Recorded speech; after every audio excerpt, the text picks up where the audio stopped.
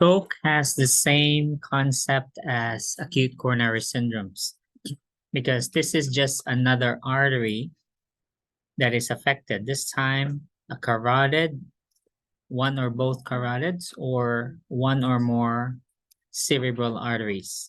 So it's another arterial problem. So what do you remember from acute coronary syndromes? What was the root cause of it? Atherosclerosis. So same root cause here.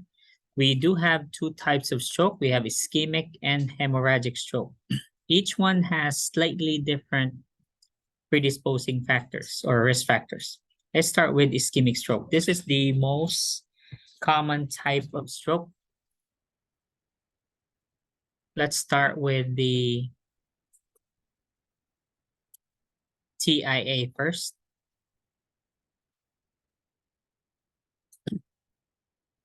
So if we look at the pathophysiology, it all starts with atherosclerosis. So the patient has atherosclerotic arteries in the carotids or the cerebral arteries.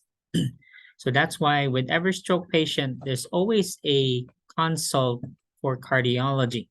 So not just a neurologist will see the patient, there's always a cardiologist on board because the risk factors are managed by the cardiologist. And since this is caused by a blood clot, the same blood clot that causes acute coronary syndromes, we will also look at possibly a cardiac issue because can the clot be caused by an abnormal heart rhythm? Yes, okay. Majority of the ischemic stroke are caused by a cardiac anomaly.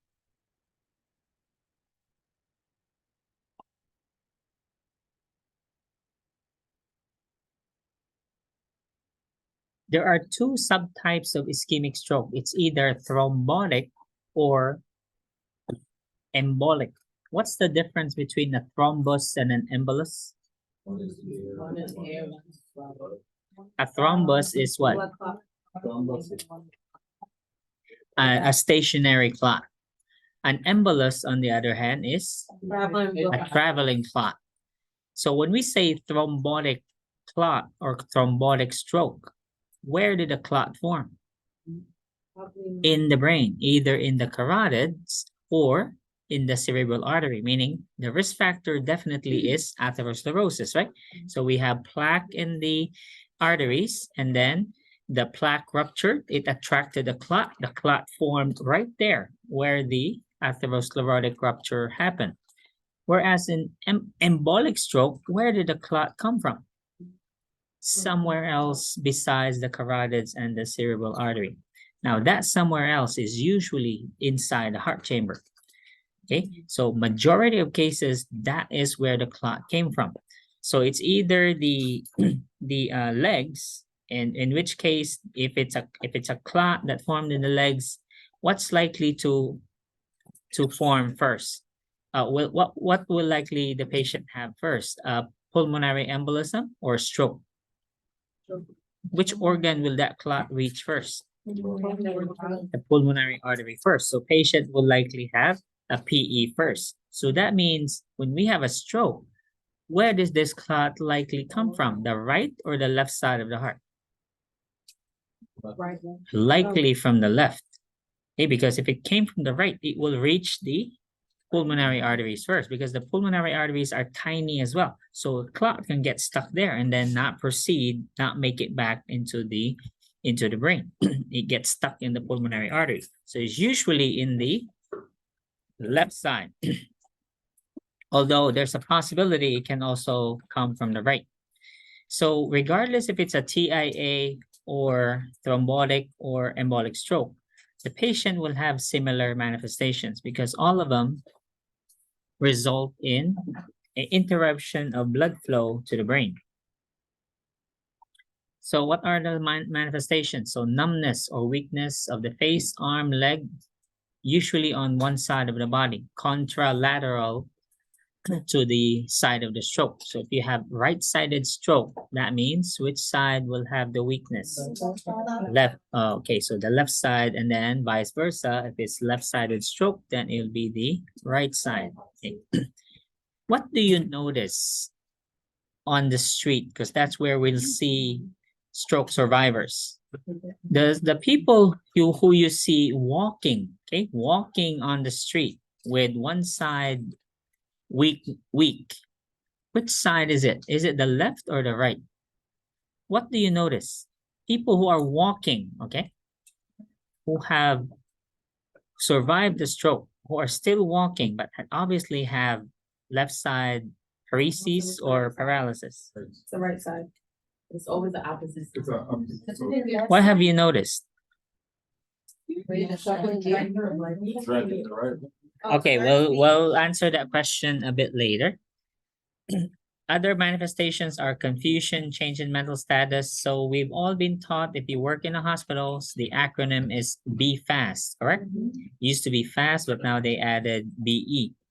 So what does the acronym BFAST stand for? Help fast. B. Balance, okay, balance or gait changes or problems. And then E would be eye or vision changes. Okay, so patient loses vision in one or partial loss of vision in one or both eyes. And then we have F, which is facial drooping. Okay, and then A will be arm weakness and or paralysis. And then we have S, which is slurred speech. And then finally T is time to call 911. Okay. So here are the most common. There are others though. We are not limited to the BFAST acronym, as you can see, because it really depends on which part of the brain was deprived of blood flow. So therefore, the patient's manifestations will depend on which artery was blocked. So that's why no stroke patients will look the same. No two stroke patients will look exactly the same.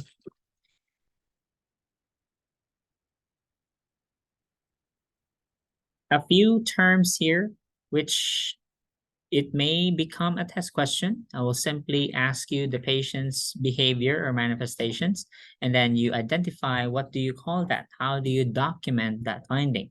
So what is hemiplegia? Paralyzed. Okay, paralysis. Plegia means paralysis. What about paresis? Weakness. Okay. Communication, here are more medical terms. When we say aphasia, this is a brain problem, meaning it doesn't affect the bulbar muscles, meaning your muscles are fine.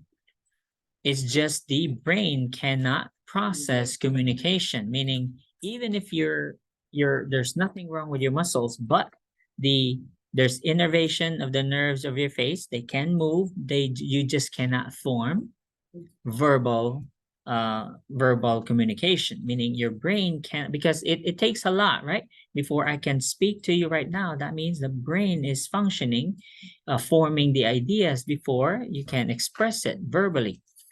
Now, dysarthria is different. So this one is inability to express. So there's two forms, either receptive or expressive, meaning you can receptive aphasia, meaning you cannot understand what people are talking about. Any written communication, verbal or written, you can't understand.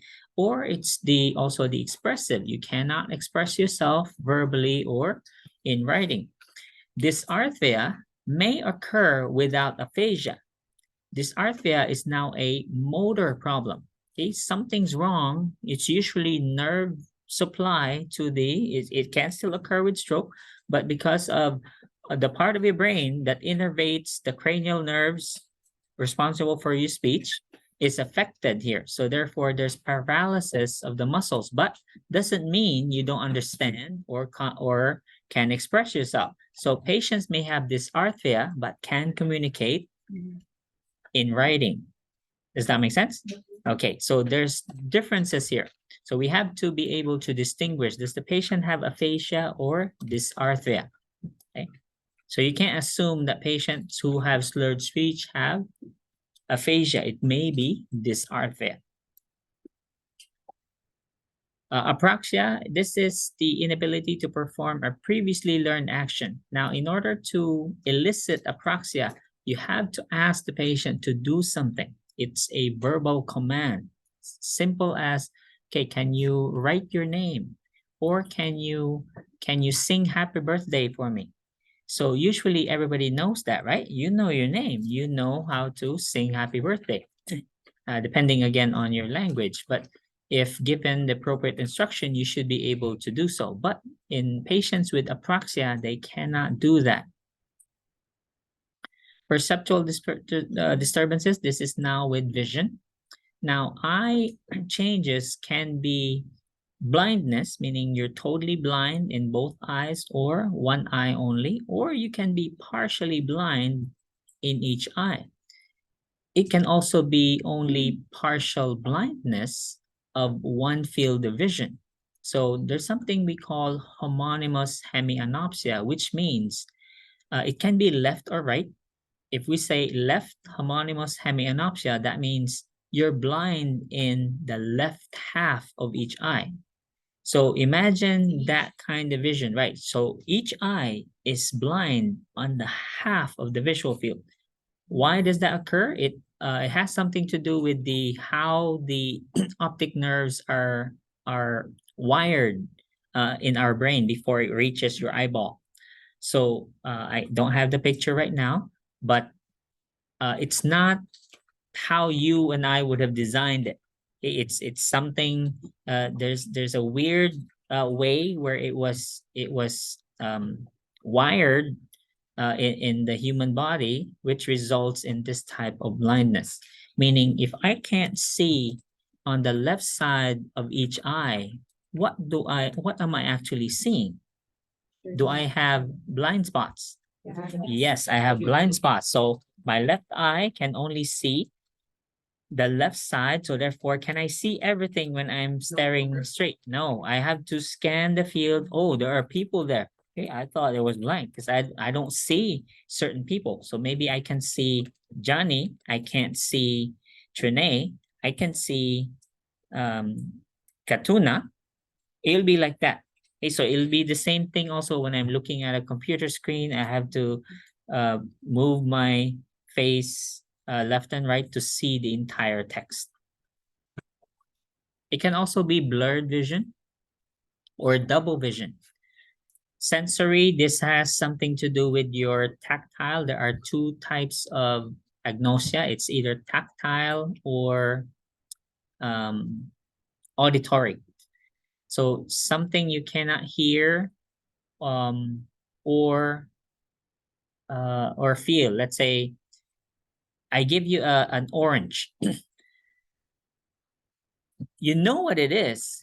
You just can't say what it's for. Does that make sense? Yeah, so I give you, you used to know what it is. So I give you, so this is common in dementia patients. They have agnosia.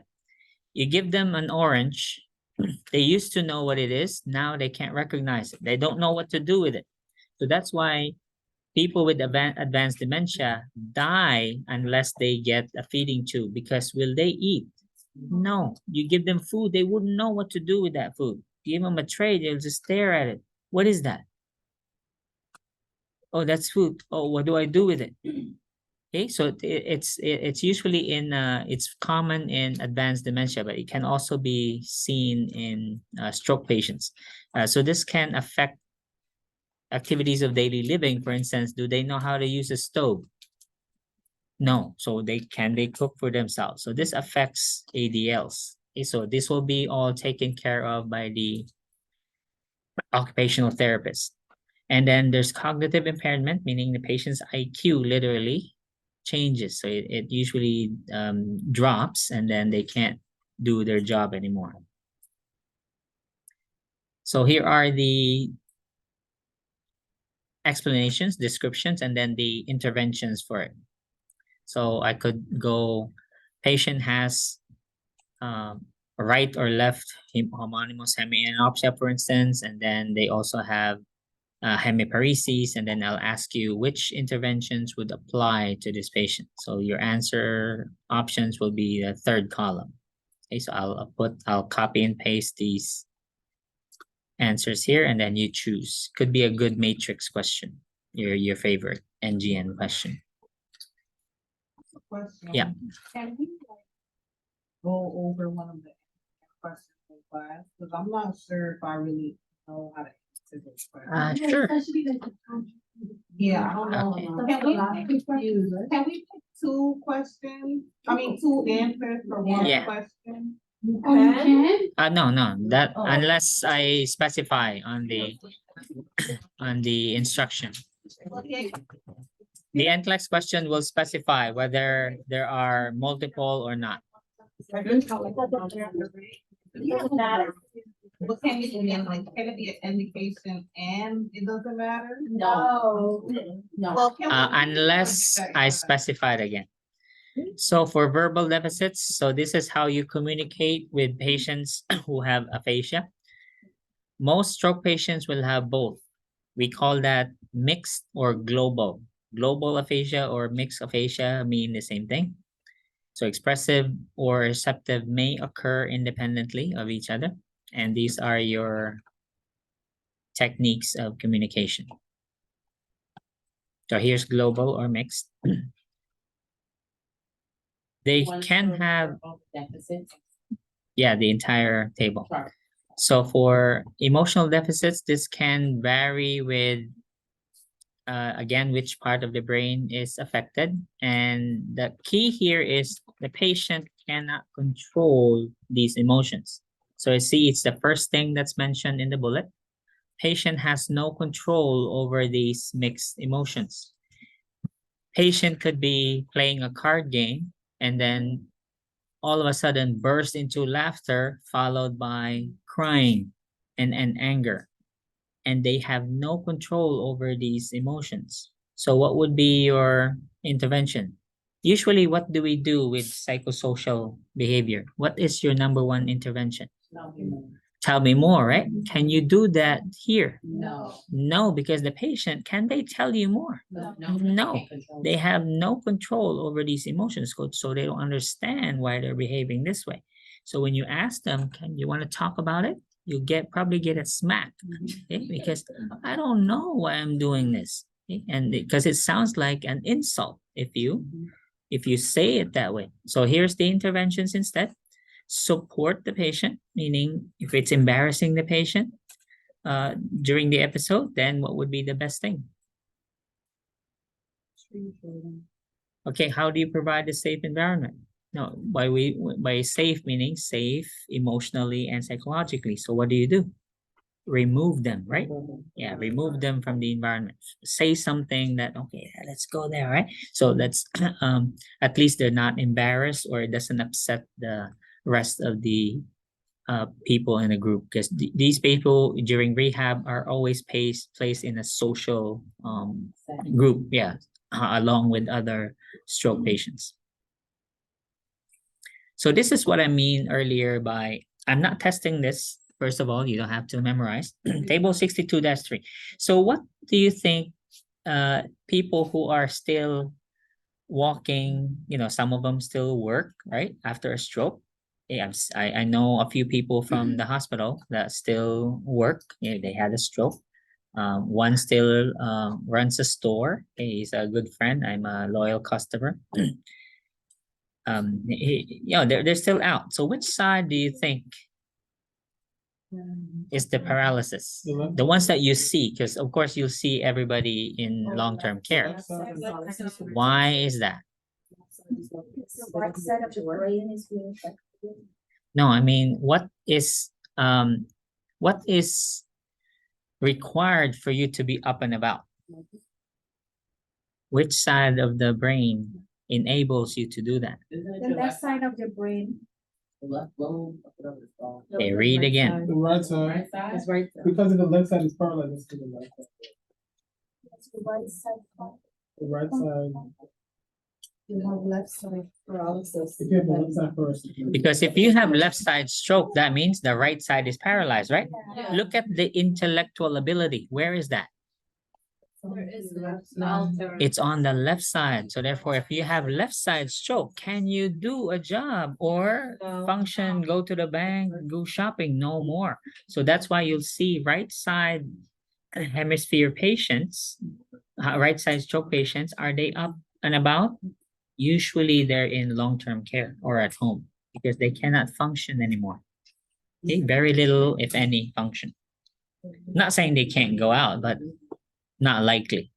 Okay, they'll be most likely bedbound and can't work anymore.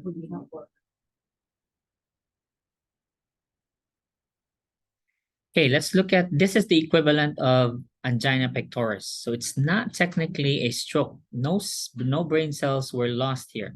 The brain cells were deprived of oxygen, just like in angina pectoris, but was the interruption of blood flow permanent? No, this is only a temporary right here. So patients present to the acute care facility with stroke symptoms, but they are temporary. They usually resolves within 24 hours or less. Okay, so this was probably a very tiny clot that obstructed the blood vessel for a while, but then got dislodged. Okay, because what does the body do again to a clot after it's formed? Dissolve it. We start dissolving it. So this one lasted that long, so probably not big enough to cause a stroke. But again, manifestations are the same. You can't tell them apart. Patient comes in with stroke symptoms or patient comes in with TIA symptoms. Can't tell. You still take them to the CAT scan, and the CAT scan will show whether it's an infarct or ischemia. So I had a patient come in one time where he said he lost vision for 15 minutes. And my doctor said, oh, you had a TIA and you have to go. Why do you have to go get a workup even though it's been like 2 weeks since you had that? Because you can't really tell that it's TIA. I mean, the doctor didn't have a CAT scan, so he's just he's just making assumption because again the symptoms resolve But because it's it was like, only it's been, like, 15 2 minutes. weeks, so can you still see it after? Yes, it can be repetitive. So it's really important that we send the patient for workup. That way we can treat it so they don't get a stroke. Okay. So TIA patients are the lucky ones. So you can't say, oh, just a TIA, I'm fine. No, you're lucky it was only a TIA, meaning, can you have a stroke eventually? Yes, that means you have the risk factors. You have the atherosclerosis. You form blood clots, and we can't have that. So we have to put you on aspirin. We'll look at the medications shortly. So the initial diagnostic test again is a CAT scan. Sometimes especially if it's a TIA, the doctors may want an MRI to see a even more fine detail so that they can see even closer slices of your blood vessels to get a bigger picture. So here, this was the example I gave earlier. So not all hospitals, these are expensive. These trucks cost, the CAT scan alone is hundreds of thousands of dollars. Then you put that on an ambulance that costs even more, right? So definitely FDNY doesn't have this, but magnet hospitals, the big private hospitals do. So who would you call if you get a stroke? Well, if you're close to one, depending on where you live. The city, yeah, you can have this. So CAT scan is enough, but doctors, again, might want a clearer picture, which will require an MRI. So let's go to prevention. So you had a TIA, good. Now let's prevent a stroke. So the patient will be asked to come in, we'll work up, we'll look at your history. What risk factors do you have? Are you a smoker? Are you diabetic? Are you hypertensive? Okay, are you obese? Right. So remember metabolic syndrome? Yeah. Okay, there were 4 in metabolic syndrome, right? So we had abdominal obesity, we had high cholesterol, pre-diabetic, and hypertensive. So you have those 4, you have metabolic syndrome, makes you at risk not just for acute coronary syndrome, but also a heart attack. So we start modifying those risk factors if we can. Age, we can't do anything about, or ethnicity, but we can modify lifestyles or weight or cholesterol. We can manage that. We can manage diabetes. Okay, so we start treating or eliminating the risk factors right away.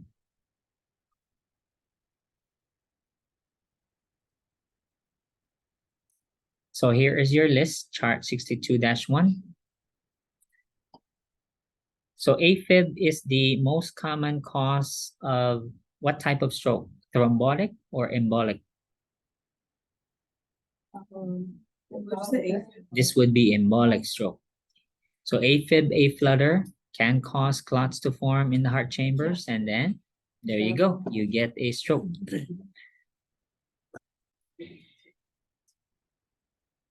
Others, so the same risk factors really, if you look at acute coronary syndromes, were they any different than this? Same, except maybe the carotid stenosis, because this doesn't cause a heart attack, but can cause a stroke.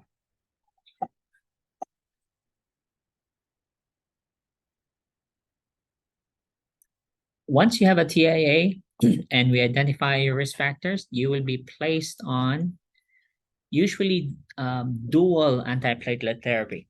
Sometimes if the patient has high risk for bleeding, you'll be placed only on one, but most patients will be on DAPT, so dual antiplatelet therapy. So that's using aspirin and clopidogrel. Remember Plavix? Yeah. Okay, so clopidogrel and or aspirin.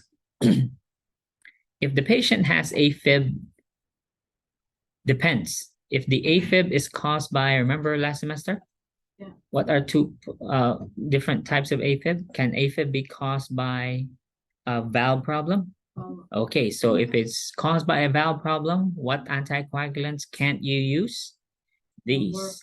These are contraindicated if the AFib is caused by a valve problem. Meaning if you have, You only give it more. yeah, so if you have mitral stenosis, aortic stenosis, yeah, so those are not indications for these types of oral anticoagulants. So these guys are only used for AFib not caused by a valve problem. Otherwise, if it's caused by a valve problem, what's the only applicable? Okay, this is the only anticoagulant approved for AFib caused by a valve disorder. So they will be put, look at the patient's risk for bleeding now. So if they have a non-valvular AFib, so they'll be put on two antiplatelets. You have aspirin and clopidogrel plus one of these anticoagulants here. Some doctors, depending on your risk factor, may just put you on one of these. So either these only or aspirin and Plavix. Okay, but I've seen people on 3. Really high risk for bleeding. Okay, but that's not the usual. Okay, because it's too dangerous. Only, yeah, so really high risk patients. Because I mean, would you, if you're the doctor, would you put them on 3? No, I'll just put you either on one of these or these 2. All right. So that these usually are, in addition to modifying your risk factors, are enough to decrease your incidence of forming blood clots and getting a stroke. So the other, I won't discuss the modifications again for the metabolic syndrome. You already know how to manage diabetes, right? We finished that. What about obesity, weight loss? Okay, so help them with weight loss, smoking cessation, and hypertension management. What is the DASH diet again?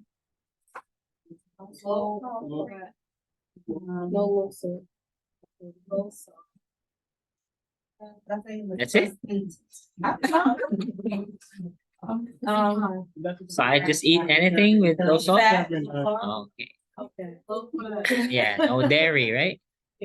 What else? High in fiber, like legumes, for instance. Okay. Which is. Okay, if you forgot, please go back to the hypertension chapter, the vascular chapter, and look at the DASH diet. And then if your patient has hypertension, which most of them do, then we put them on antihypertensives. Again, we won't repeat these. We did this both in heart failure last semester and again, hypertension in MedSearch 1. We did this morning. Any questions on thrombolytic therapy? No. Let's go to the other options. So if the patient missed the window of 3 to 4.5 hours, but they still within 6 hours, the doctor will do the administration now, not the nurse anymore. Patient will be sent to the cardiac catheterization lab.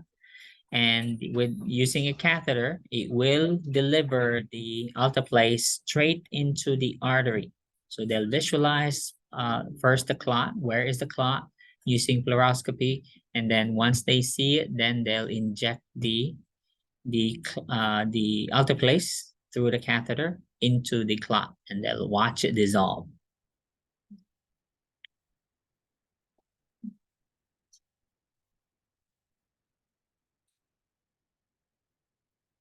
How do we handle the patient again? As soon as they reach the hospital, what's the first thing we do?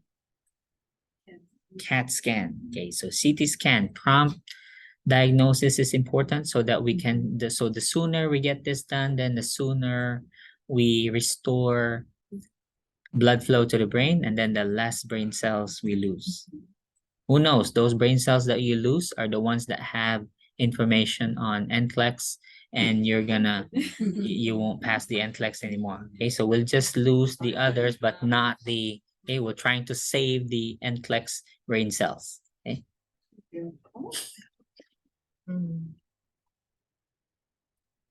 So what's the blood pressure target again?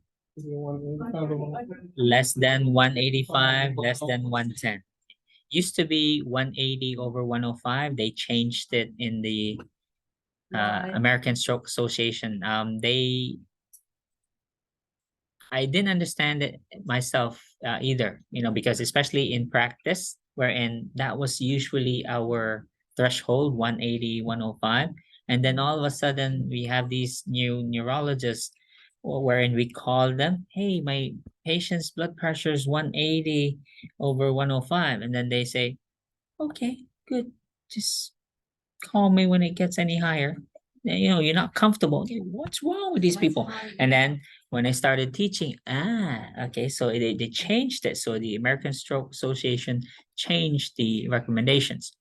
So let me explain this briefly. There's something called cerebral perfusion pressure, CPP. This is a concept, okay? It's an idea. So what is CPP? It is the minimum perfusion pressure, meaning blood flow pressure, blood pressure, if you want to call it that, that ensures that the brain cells get blood flow. The range is between 70 to 110. Technically, 60 is okay, 60 is normal, 65, but if you're a stroke patient or it's your mom or your child, do you want them right at 60? Because once you drop below 60, let's say 59, brain cells die. So do you want your cerebral perfusion pressure to be at 60? No, I would want it at 70, right? Because one small slip, my brain cells die below 60. So I want it around 70 or better. But technically, yeah, 60, your brain cells are alive. I don't want to do that, right? Why is this? Okay. So CPP, the formula is MAP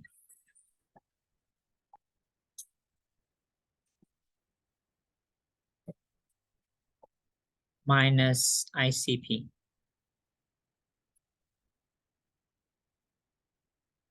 There's only one way to measure intracranial pressure. It is to put a invasive instrument into your ventricle.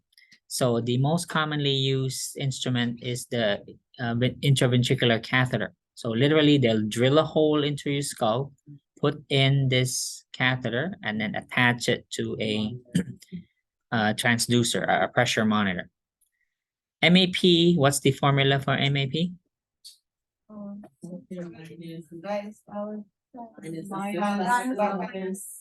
Minus and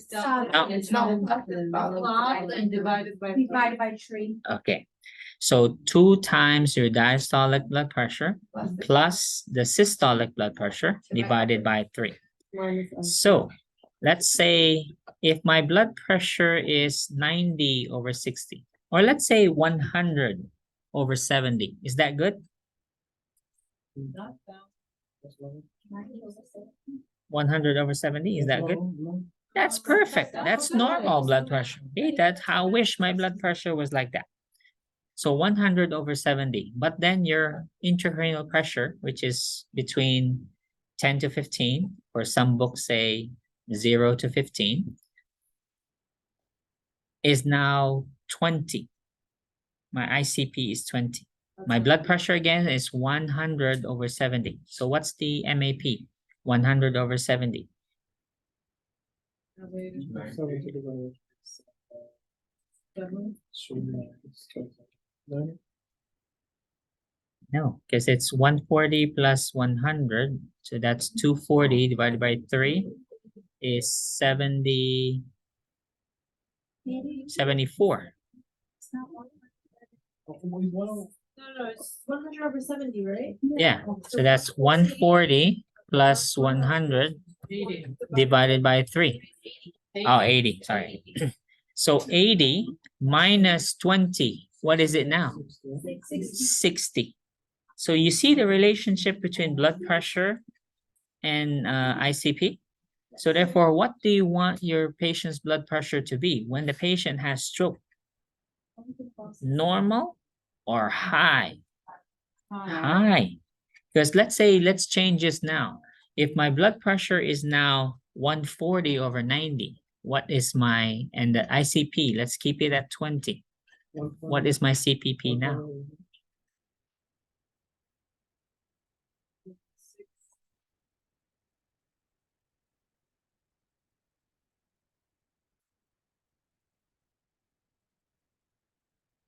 So 140/90 means 180 plus 140 divided by 3 minus 20, 86. So that's very good, right? It's between 70 and 110. You understand? Okay, so again, why do we keep the patient's blood pressure high? Because we want We want the CPP as high as possible.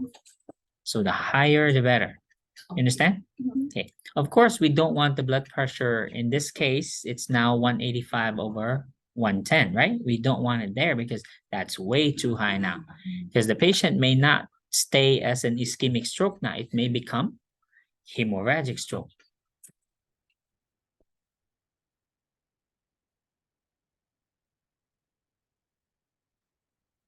So we discussed this in lab earlier. Again, our threshold is 185/110 at all times. You need to keep that blood pressure less than that. Doctors may give you a standing order, a PRN order for the blood pressure if you have a stroke patient. Or they may want to ask, they won't put a standing order. They want you to call them. Okay, that way they're aware of the blood pressure, what's happening to the patient.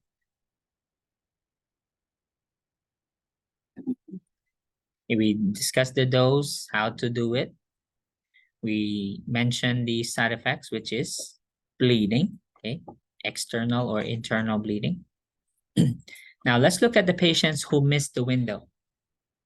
They missed the 3 to 4.5 hours. They also missed the 6 hours. So now what do we do? And nothing really. So all we can do is prevent another stroke, a future stroke. Nothing we can do with this stroke that the patient had because it's too late. The brain cells, it killed brain cells already. So those cells stay dead, but we can still prevent another stroke. Right? That's all the treatment will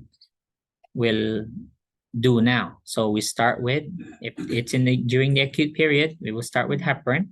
Okay, patient will be given either low molecular weight heparin, or as with the MI patient, they can be put on continuous IV heparin. Okay. And then, oh, by the way, if the patient received alteplase, aspirin and Plavix will not be started until 24 hours after that dose. Are we clear? Makes sense, right? Because bleeding will be higher risk for bleeding because you just gave them alteplase. So at least wait 24 hours before you can start the aspirin and Plavix. To control the intracranial pressure, because once you have a stroke, will there be inflammation? Okay. The thing about the skull is, what are the only three things we can fit in the skull? There are only three things here. What are they? There's brain there. There's CSF, and there's blood, right? That's it. Those are the only three things in there. So about 80% brain tissue, 10% blood, 10% CSF. So it's already 100, correct?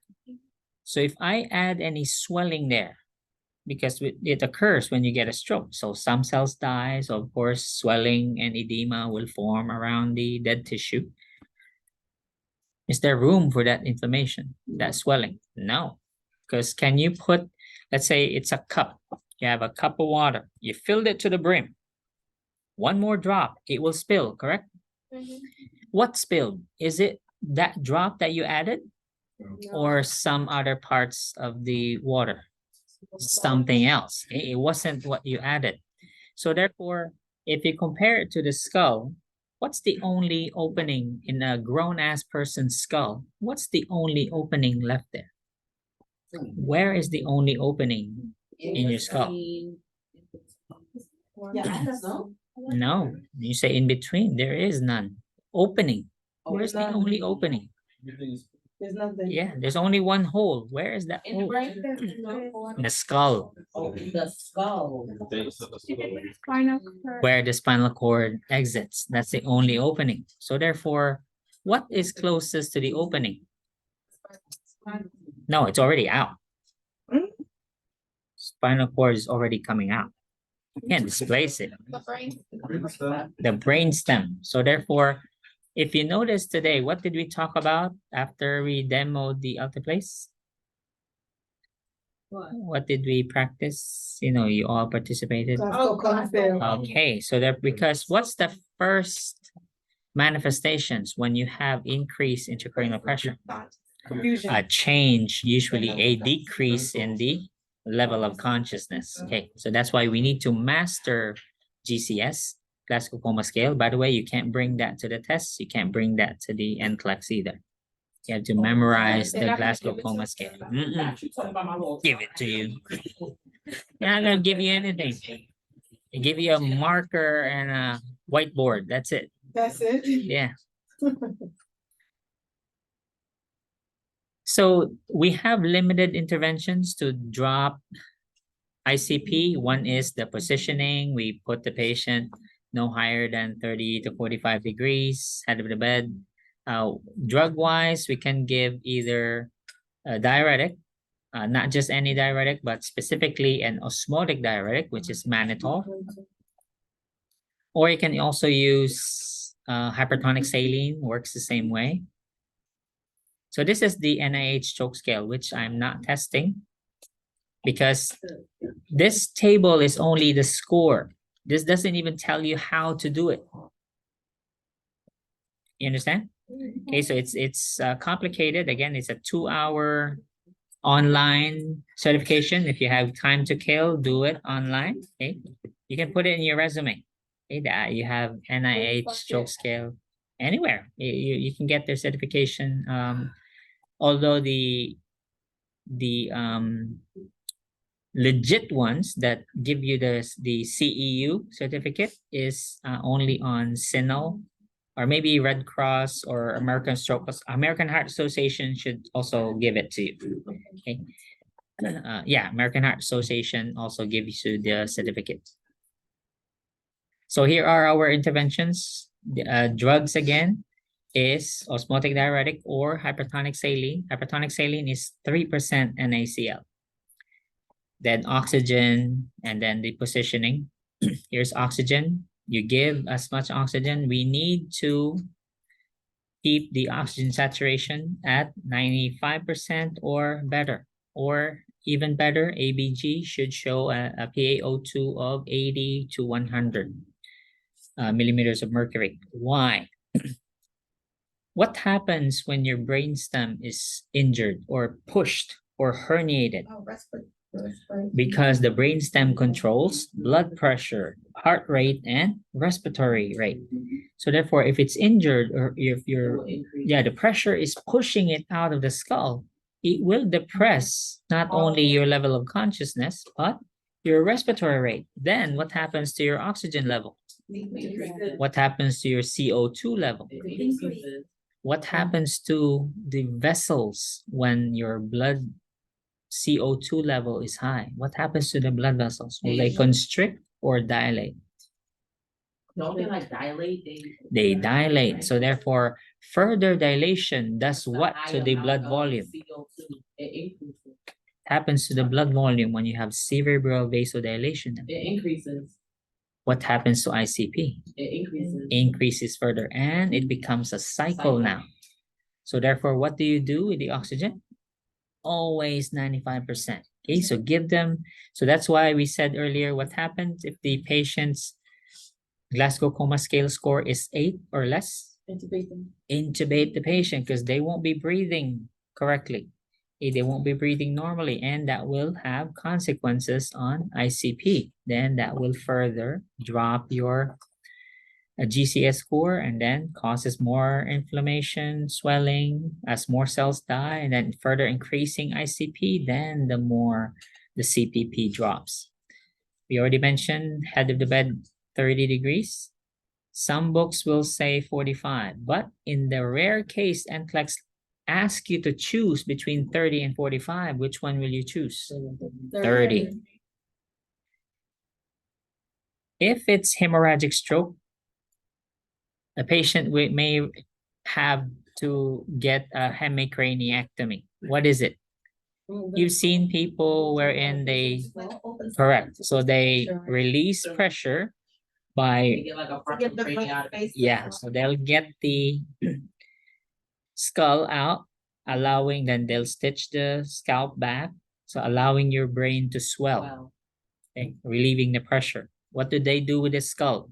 They put it in the abdomen. yeah. they're trying to Okay, figure so out- they'll make an incision in your abdomen, insert it there. Why do they do that? It's your own tissue, so your body will grow blood vessels to feed it. Okay. Okay, so it will stay alive. The body will recognize, oh, this is my own. What's it doing here? The body will just say, what's it doing here? Supposed to be up there. So we said intubate if necessary. So GCS score 8 or less. And continuous monitoring, including the blood pressure again. What should the blood pressure be? Less than 185, less than 110. The frequent neurologic examinations, and we put the patient on seizure precautions. So the higher your ICP, then the more likely you'll have seizures, and then that will increase ICP even more, and then CPP will further drop. Temperature. So what's the effect of temperature on blood vessels? Dilate. So what happens to blood volume when they dilate? Increases again. What happens to ICP? Increase. What happens to CPP? Decreases, right? Because your ICP rises. And glucose should be controlled. So just like in an MI patient, so there should be strict glucose control. Why? What happens to blood flow when your sugar is high? Like Slurpee running through your vessels. What happens to blood flow? Decreasing. Does it impair circulation? Yes. Okay, let's look at complications after the stroke. Now, majority of the patients with stroke will experience aspiration. And then that will result in aspiration pneumonia and acute lung injury. Well, that's our next few weeks topic. And they will go into sepsis and DIC, acute respiratory distress syndrome. Okay, so we don't want any pneumonia. Thank you so much. And are these patients up and walking about? No. Bedbound. What are complications of immobility? Constipation. Pressure ulcers, CBT. Skin break. Oh, constipation. constipation. What else? Can I pee? No. Urinary retention. Okay, so a slew of other complications. Okay, surgical prevention. So this is both a option for ischemic stroke and then definitely for hemorrhagic stroke, because when you have hemorrhagic stroke, which we won't have time for today. So the surgical prevention for ischemic stroke is, one is carotid endarterectomy. We call that CEA. So this is carotid endarterectomy or angioplasty. Yeah. So this is going to clean out the artery. So it's a major surgery. So we'll cut your neck open, cut your carotid artery open, clean out the plaque, and then sew it back up. We can also do, if it's not that bad, we can do stenting. So just like this is the equivalent to PCI in an MI. Okay, so we can put a stent there also to keep the carotid open. Yes. Right. So it depends on the severity. So if it's 50 to 69 or worse, then you have to have CEA. Okay. You have to clean it out. Less than it'll be just the stent. Stent will do, as long as you pair it with the anti-cholesterol, statin medications, and then the aspirin Plavix. Oh, here's CEA. So that's how brutal it will be. The procedure can have complications as well, including a stroke, because you could dislodge a few clots during the procedure, or even a piece of fat tissue, which can travel and then cause a stroke. Can have cranial nerve injuries, including the bulbar muscles, or even the vagus nerve, and also the laryngeal nerve.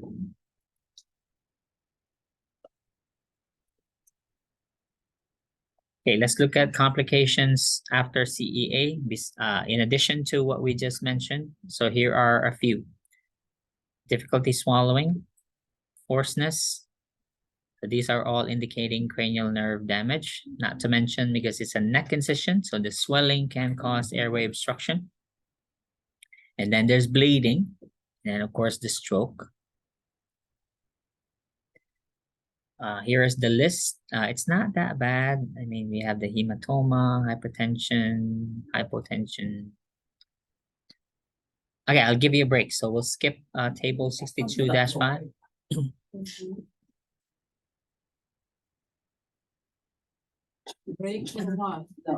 From that table.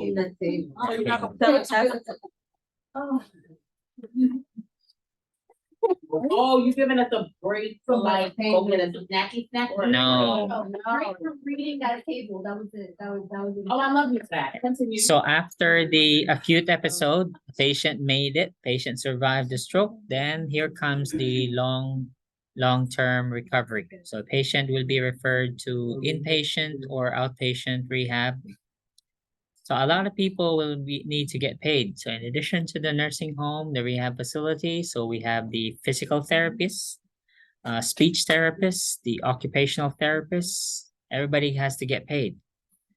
And then there's the cardiologist, the neurologist, the CNAs, or maybe some of these people will need home care. So there's the HHA. So overall, what's the cost of people getting a stroke?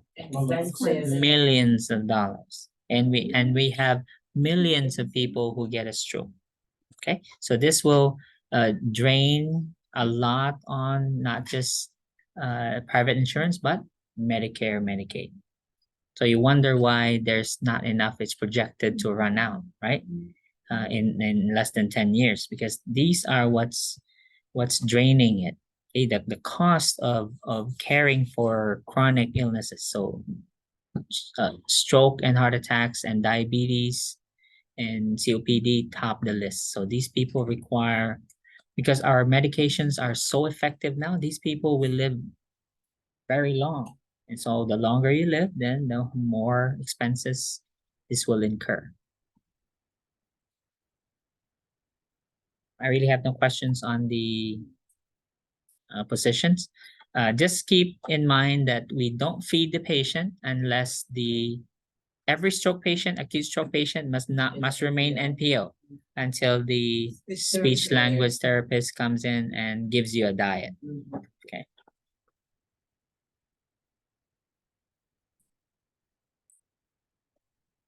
Okay, just one more. Let's get to the discharge. Let's discharge this patient now.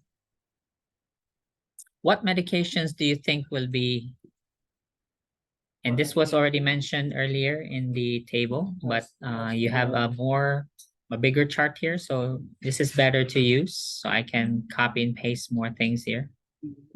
Okay. C2-4. Let's go to the discharge.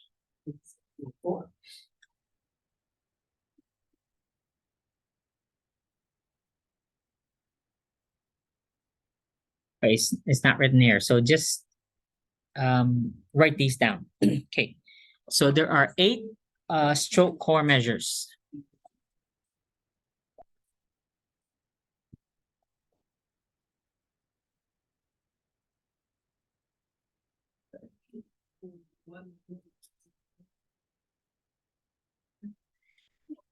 Here, so the Joint Commission establishes 8 core measures for stroke.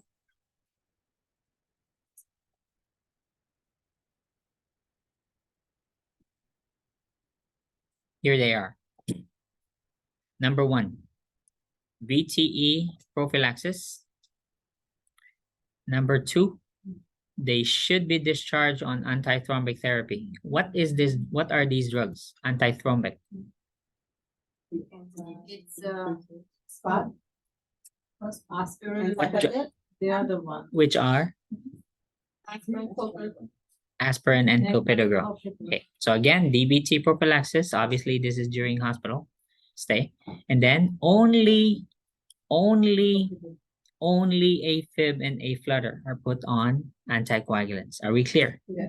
We do not discharge stroke patients on anticoagulants unless they have AFib or aflutter. Otherwise, they don't have AFib or aflutter. What do they go home with? Antiplatelet therapy only, antithrombic. Are we clear? Yes. Okay, so that's how many? 1, 2, 3. Number 4 is thrombolytic therapy. What type of stroke will receive alteplase? Ischemic, which is either thrombotic or embolic stroke. And antithrombic therapy by hospital day 2. Does this make sense? Because when did they receive the thrombolytic therapy? When did they receive alteplase? First 3 hours. Day 1, right? So today. So therefore, when did I say, when can you give the aspirin safely? 24 hours after alteplase. So does that make it day 2? All right, so it's consistent, right? No inconsistencies, right? And then, do we need statin? Why are they discharged on statin?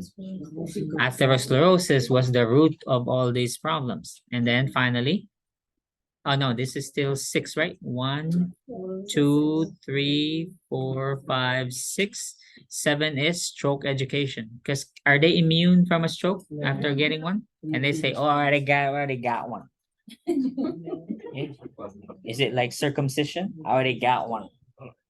No. So you can have more strokes after getting one. And then finally, assess them for rehab. That's number 8. Rehab. It's cut off, but it'll say assess for rehab. Again, rehab can be inpatient or outpatient. because we want them to return to their optimal level of functioning. Yeah. Okay, so 8 core measures. I know it's not in the textbook, but I know the NCLEX will ask this because you're the ones discharging the stroke patient. So you need to make sure when you discharge, did they receive all 8? Are we clear? What are core measures again? What does it say, core measures? These are standards. Okay, so therefore, when it says Joint Commission core measure, are some hospitals exempt from using the core measure? No, if they bear the Joint Commission seal, they have to use the core measures, because otherwise they will lose accreditation. Because they track these things. So they'll come in, pull up a patient file. So let's see, okay, give me a stroke patient file. Pull up one, or here's one. Then they'll check the record, discharge, was it documented that they received these 8 core measures? They check, oh, let's look at the discharge. Okay, I see you did not provide stroke education. Nobody did. You said, we did, I swear. Well, it's not documented anywhere. All right, so this is what I mean by if you want to keep accreditation, documentation is very, very important. Any questions? That's it. We'll do the